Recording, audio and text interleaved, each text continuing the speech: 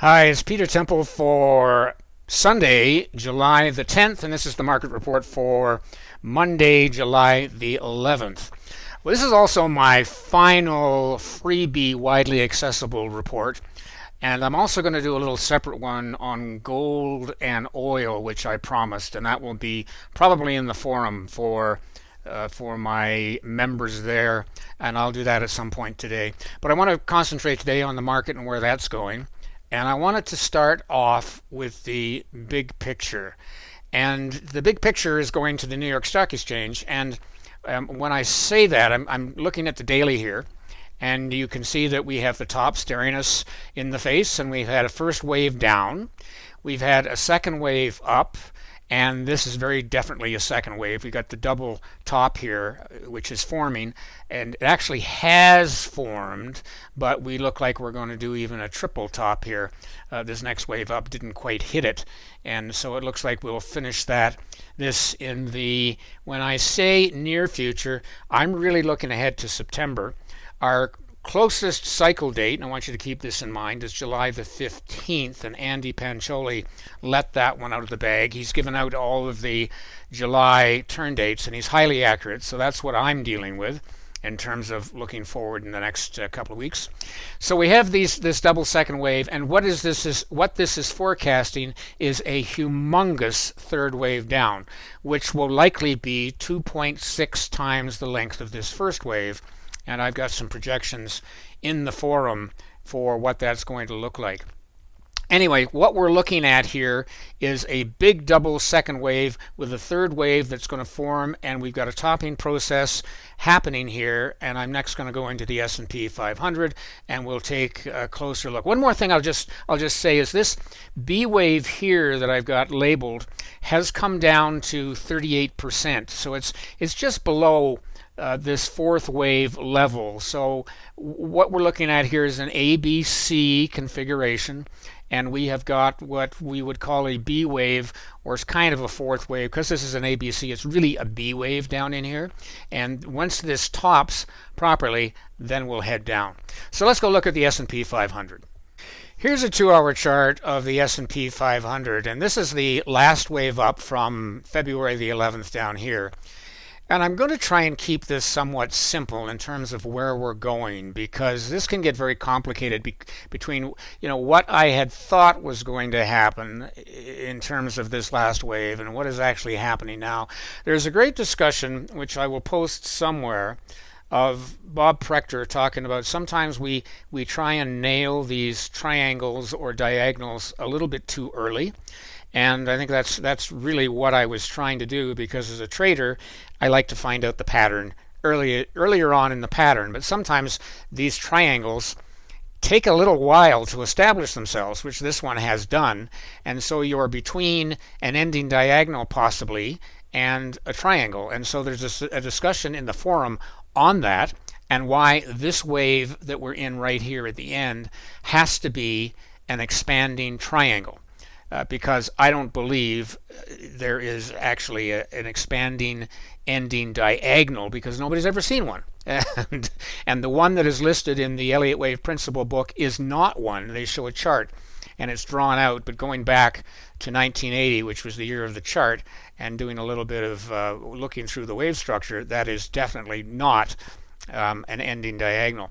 An expanding diagonal. So what we are left with here is an expanding triangle, and as such we've got the A wave down here. So this is actually the start of the fourth wave. This whole thing will be a fourth wave, and we will have a fifth wave up. So we've had the A wave down, we've had a B wave, C wave, D wave, and the E wave still to come down here. So we've got one more leg down to go. It's going to be very deep. It's going to come down to almost the 50% line here of the distance up to the top. In fact, once this gets up to the top, it will be even further down. Oh, just about. No, it looks like it's going to come down to right about the 50% level. So we've still got this D wave forming, and this is forming the upper trend line of the triangle. So it's not quite there yet. I can't tell you what it's going to be, but the rule for expanding triangles is that each of these subsequent waves is from 105 to 125% of the length of the previous wave. So that gives us a range of, we're at 2129 right now, gives us a range of 2126 to 2152 is somewhere in this next little range. This thing is going to stop and it's going to turn down.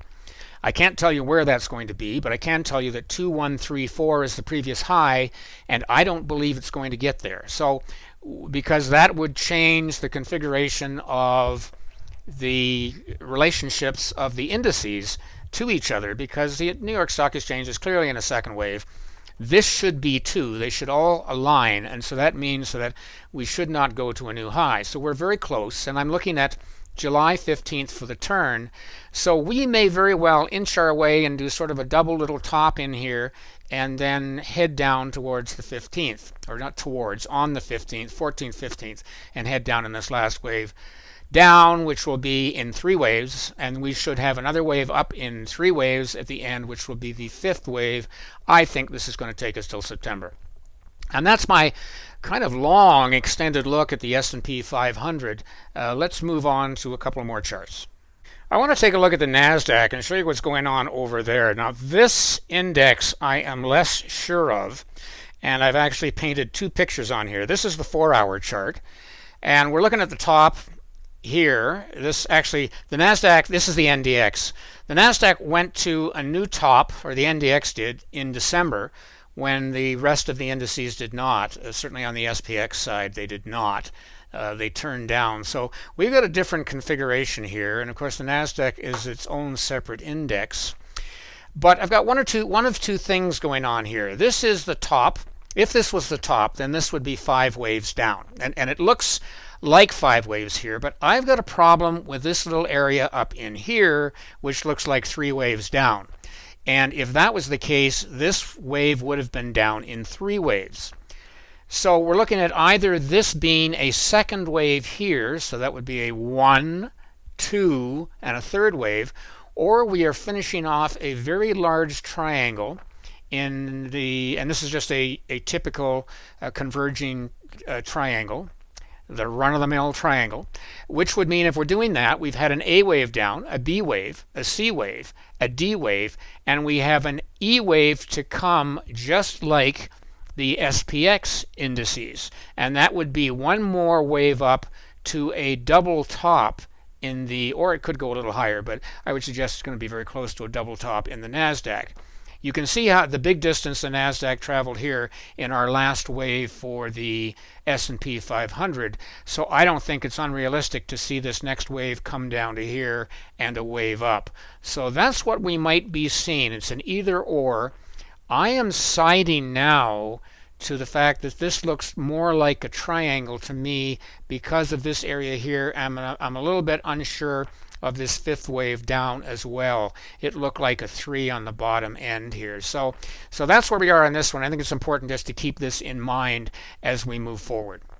Now let's finish up by looking at a couple of currencies. This is the daily chart of the euro US dollar, and really nothing has changed here.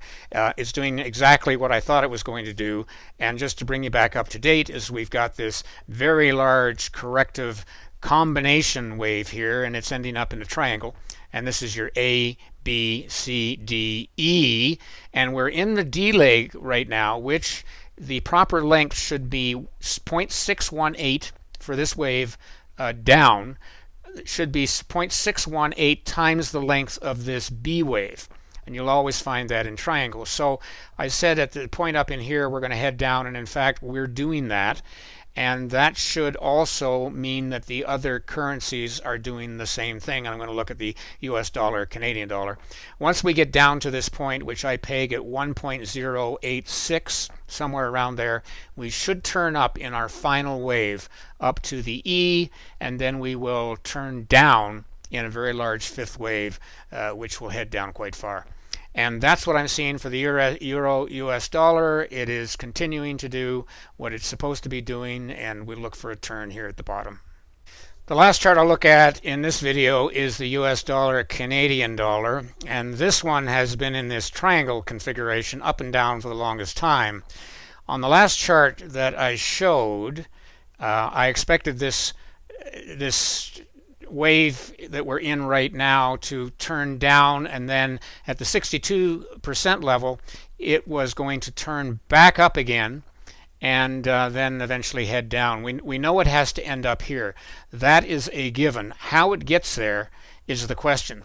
So we've got this forming triangle here, and it looks like it is going to form this. Sometimes in a contracting triangle, we can get a triangle within it, and the C, D, and E waves are sort of notorious for doing that. It looks like the D wave is now forming its own little triangle, which will complete this triangle. So rather than this wave, which has done as I suggested it would and stopped here at the C wave, I think this is probably going to stay in this little area, finish off this E wave, D wave, and E wave here, and then head down to the fourth. It will either do that, or it will go down to this level, or up to this level rather, the 1.33 level.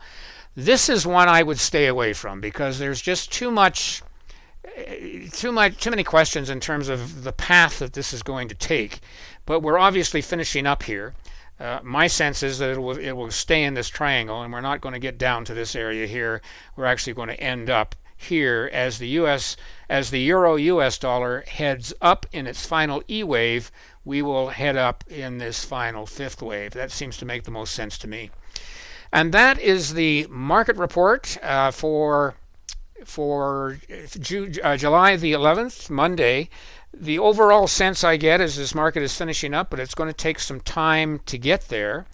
And the next turn date we're looking at is July the 15th.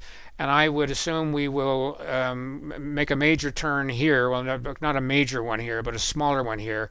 In the U.S. markets, we're going to get a major one, and we're gradually moving towards all of these markets topping or bottoming, depending on what configuration they're in, at the same time. I think that's going to be September, and we'll just wait to find out. In the meantime, good trading, and be careful out there because it's a very dangerous market.